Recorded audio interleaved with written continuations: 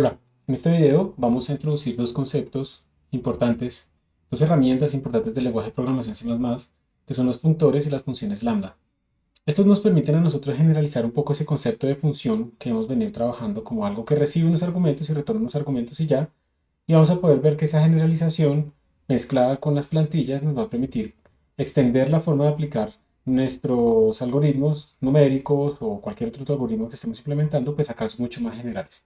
Vamos a comenzar con esa implementación de las derivadas, muy sencilla. Tenemos una función que queremos derivar, tenemos una plantilla, que esa plantilla es un algoritmo para derivar con la derivada central, que va a recibir una función genérica de cualquier tipo de datos. Y la única restricción es que eso que ella recibe tiene que comportarse de esta manera, como una función que recibe un argumento y que retorna algo, que me permite tener sentido en esta expresión. Esa es la única restricción. En este momento no estamos restringidos por tipos de datos que recibe o que retorna, porque precisamente al ser una plantilla se nos va a ir adaptando a las funciones que estemos definiendo. Lo único que importa, recalco esto porque aquí va a estar la clave, lo único que importa es que se debe comportar de esta manera, como una función que recibe un argumento y retorna algo. Entonces en este código simplemente estamos enviándole esta función f, que es una tipo double double, y estamos calculando la derivada de esa función f con ese partición h. Entonces vamos a compilar esta función acá, este código se llama deriv template, deriv parameters, perdón. Y entonces ya compiló y si lo ejecutamos aquí tenemos nuestra derivada. ¿Listo? Eso es digamos, el ejemplo básico fundamental. Si yo, por ejemplo, copio de nuevo, para que recordemos, si yo copio este código aquí a CPP Insights, entonces recordemos que cuando nuestro compilador ve este código, lo que dice es, bueno, deriv es una plantilla y cada vez que llamen a deriv, yo voy a revisar este tipo de datos de este primer argumento y de acuerdo a lo que me envíen en este tipo de datos, yo voy a escribir, yo como compilador voy a escribir una función deriv asociada a ese tipo de datos. Entonces observen precisamente que eso es lo que está sucediendo acá. Aquí tenemos nuestra plantilla y como estamos llamando la función deriv, esa función plantilla, con esta f, y esa f es una función double double, el compilador está creando para nosotros estas instancias que tienen que ver con los tipos de datos de las funciones que estamos llamando. Y ahí está la anotación de punteros antiguos, todo eso lo hace el compilador por nosotros. Nuestro código es mucho más claro que lo que realmente está generando nuestro compilador. Entonces, bien, ahora resulta que de pronto nosotros lo que tenemos es un programa, es una función que tiene constantes. Por ejemplo, digamos que acá yo voy a poner una constante A y aquí yo voy a poner una constante B. Entonces digamos que tenemos dos constantes. Para que esto funcione, pues el peor error posible es declarar constantes globales A y B. Recordemos que eso viola completamente el principio del mínimo privilegio, que eso no es una buena idea. Entonces realmente lo que podemos hacer nosotros es, si yo quiero que esto funcione, yo tendría que cambiar a mi función f a una función que reciba también esos parámetros, double A, double B, por ejemplo. Y tendría que cambiarlo también aquí en mi declaración. Y double B. Vamos a cambiarle el nombre a este archivo. Vamos a guardarlo como... Ah, no, está bien, deriv parameters. Pero sí, cambiamos el nombre para que quede la base. Vamos a dejarlo igual. Después en el repositorio les va a aparecer simplemente como deriv parameters. Parameters 2. Y ya lo guardé. Voy a ir a compilar. Vamos a ver qué sucede. Si yo vengo acá, le digo, por favor, compílame este segundo archivo. Él me va a decir que hay un error. Porque resulta que, miren, repitamos. Mi función, la función que recibe el algoritmo de derivación, debe recibir un solo argumento. X más h, eso es un número. Y yo realmente le estoy pasando una función que recibe dos argumentos. Entonces tengo un problema. Tengo un problema acá porque el tipo de datos para el que funciona mi función derivada implica, el tipo de función a la que le podemos aplicar esta derivada, este algoritmo de derivadas, esa función es de una sola dimensión, pongámoslo así, de un solo argumento. Y yo estoy queriendo derivar una función de dos argumentos, de tres argumentos, donde supuestamente A es una constante y B es una constante. Entonces aquí yo tengo un problema, porque, pues digamos, no me va a funcionar. Y entonces, ¿qué podría hacer? Yo podría empezar a crear más funciones deriv que entonces reciban parámetros y reciban aquí los parámetros como argumentos y los pongan aquí como argumentos y empiece a derivar. Pero eso no es eficiente porque entonces yo, ¿cuántos tipos de argumentos voy a poder recibir? ¿Cuánto número de argumentos voy a poder recibir?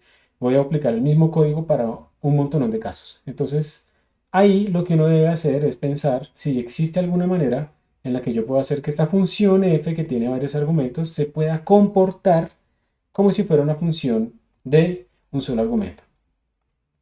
Y en ese caso, entonces, nosotros vamos a utilizar pues dos trucos.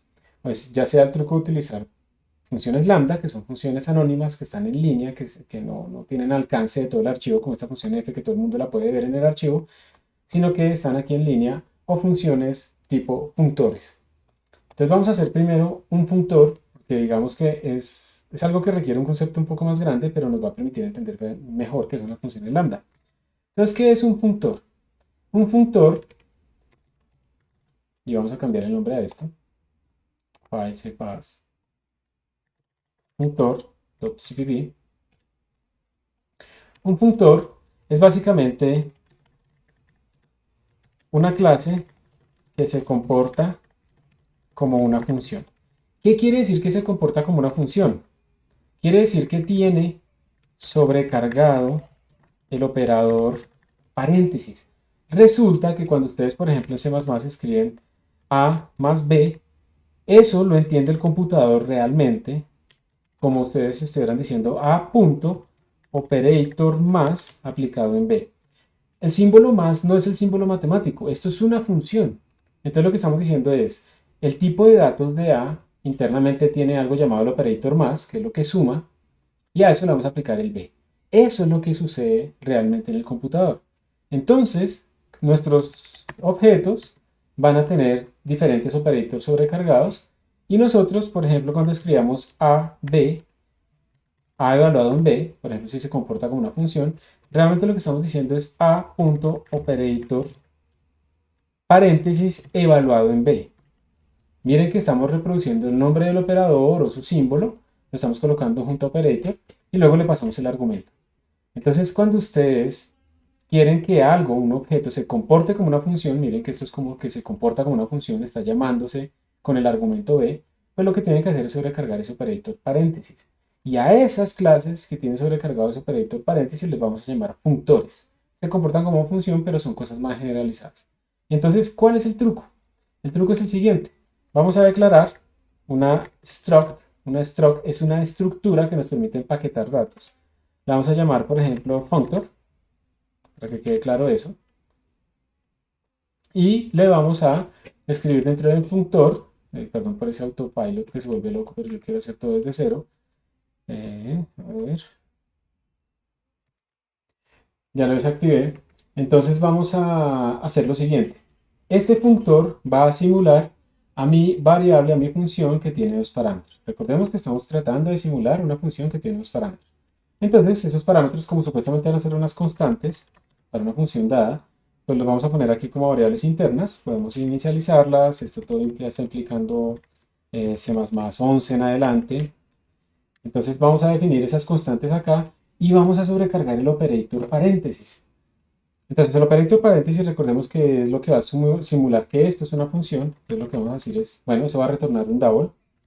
Le vamos a poner operator paréntesis y los argumentos que va a recibir esta cosa, pues va a ser simplemente un X. No estamos haciendo nada raro, vamos a implementarlo aquí directamente en este mismo sitio. Y entonces lo que vamos a hacer es que retorne exactamente lo mismo que nuestra función f hace. Entonces lo vamos a poner acá. Y miren que él ya va a entender que este A que tenemos acá es este mismo A que estamos llamando. Y esta B que tenemos acá es esta misma B que él tiene internamente. Y por lo tanto, pues entonces él ya va a poder llamarse como si fuera una función de una sola dimensión, porque miren que recibe solo el argumento de X. Pero en realidad está utilizando unas constantes que tenemos ahí. ¿Y cómo se usa eso entonces dentro de nuestro código? Nosotros venimos acá y miren el truco cómo va a ser. En el código lo que vamos a decir es lo siguiente. Vamos a declarar el tipo functor, algo que le vamos a llamar, por ejemplo, fun, como nuestra función. Cuando ustedes hacen esto, cuando declaran el functor así, este objeto fun va a tener internamente su propia variable a y su propia variable b. Entonces yo lo que puedo decir, por ejemplo, es fun.a, su variable interna va a valer 2.8. Fun.b, su variable interna, va a valer, por ejemplo, menos 1.98. Por ejemplo. Cuando yo hago esto, a este objeto font le estoy cambiando estas variables internas que yo le había definido, que por defecto valen 0. Y ahora yo puedo calcular la derivada. Entonces yo lo que puedo hacer es simplemente copiar y pegar esto mismo. Y esta es la magia. Aquí vamos a mandarle al funtor font. Como nuestra derivada es una plantilla, ella va a crear una instancia para nuestra función f, que es una función que recibiría un double, retorna un double y ya. Vamos a quitarle esto que era la motivación del problema. Vamos a volverla a dejar igual. Nuestra función x, vamos a dejarla igualita, como estaba al principio, para que la sepa derivar. Pero ahora también va a crear una instancia para recibir un funtor. Recuerden, el funtor, la clave es que se sobrecarga el operator paréntesis para que se comporte como una función. Cuando yo llame a la función derivada y se le mande al funtor font y él venga acá, se va a llamar igual, ¿no? Pongámosle un 1 para que no piensen que es el mismo. Y él venga y lo reemplace aquí, él aquí va a llamar al operator paréntesis de ese funtor. Y entonces, ¿qué va a hacer? Va a retornar estos valores. Miren este truco para que veamos realmente cómo funciona. Voy a copiar todo este código.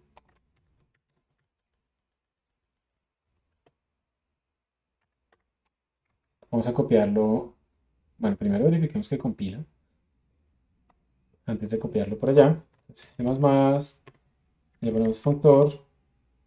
No compiló. Y vamos a ver qué está pasando. Entonces dice expected, punto y coma. Sí, claro, aquí nos falta poner un punto y coma.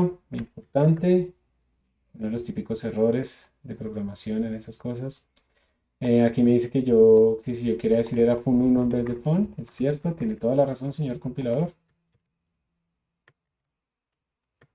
Vamos a compilar de nuevo. Listo, ya compiló. Pero para que ustedes vean pues realmente qué está pasando internamente, pues vamos a ponerlo tanto en el Python Tutor